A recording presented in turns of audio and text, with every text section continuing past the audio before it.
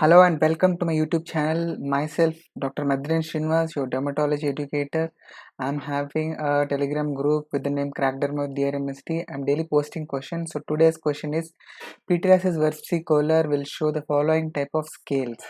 The options are these. So if you have answered it as powdery types of scale, then your answer is correct. So this is my YouTube channel. If you are not yet subscribed, do subscribe for all the latest video notifications. Okay, so get into the question and the options. We will see each and every type of scales and what are the conditions in which they are seen. So greasy scales, if you have thought that they are seen in seborrheic dermatitis, then you are right.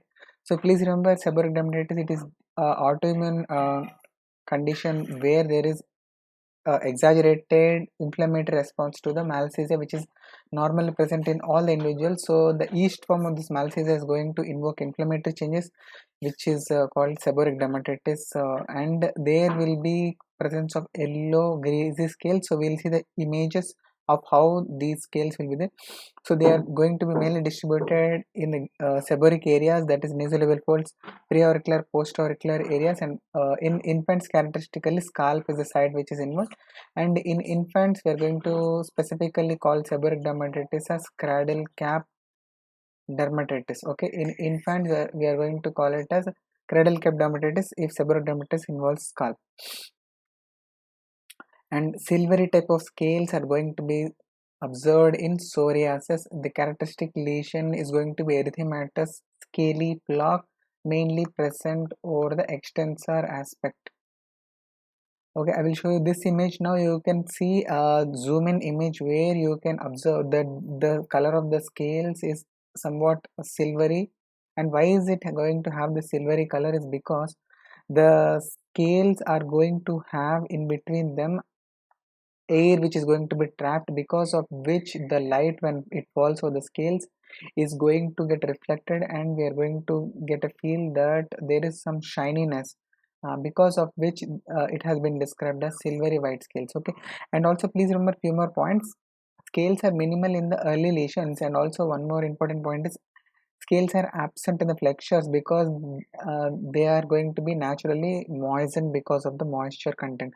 And for the auspit sign, which is a very important sign in the case of psoriasis, please do check out this video. I will put it in the card. You can check that out, or please do subscribe. I will make a more refined and your version of the auspit sign being explained with all the questions which were asked in the recent past, keeping all those things in mind. Okay, Collarite scales, I have already discussed this in pityriasis rosea video. You can check that out in the card. I will put the link for this. So I have explained pityriasis rosea and the Collarite scales Christmas tree pattern. So all of them were explained in detail. So now we'll see the question which was asked. It was pityriasis versicolor shows what type of scales. So please remember, it is going to be brawny, or it's also called as purpuraceous, or it's also called as fine powdery scales. So basically pityriasis versicolor, the name itself is going to tell you few features, that pityriasis is the term which is going to be used wherever there will be scaling, and versicolor is the term used. Why? Because there will be many colors which can be associated with the skin lesions of pityriasis versicolor. So here you can see this lesion is you feel that there is no scaling present over this lesion, but when you so this is the bran, rice bran. So this is the rice bran, which are, that is the husk which will be present over the rice paddy crop. If you just take out that husk and if you observe, then the scales were compared to this, so it is called as brawny type of scaling.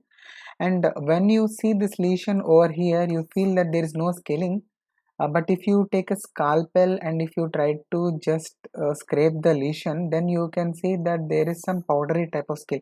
Or you can also do one more thing, you can apply lateral pressure. If you do apply lateral pressure, then also you can observe one thing, that the whatever scale which was not visible clinically to the normal eye gets itself becomes easily visible. So this particular phenomenon we call it as just a scratch sign. Scratch sign, it's also called as Cobb-de-Ongle sign. It's also called as Besnier sign. So there are many MCQs which can be framed on this one particular feature, which can be observed that when the scale is not visible to the normal naked eye, we can just scratch it with the help of either like for example this scalpel, or you can even apply lateral pressure so that the scale will become prominent. So that's it in this session, guys. So in this small video, so if you do like these kind of short explanation videos, please do subscribe. The link will be given above. And if you wish to watch the very good mnemonic for Fragile X syndrome and its clinical features, do check out this video. And if you wish to watch image based question which could be asked in the future, xanthelasma palpebral, check out that video. So bye bye guys, happy learning. If you have any doubts, do ask in the comment section. Bye bye. Please do subscribe to my channel.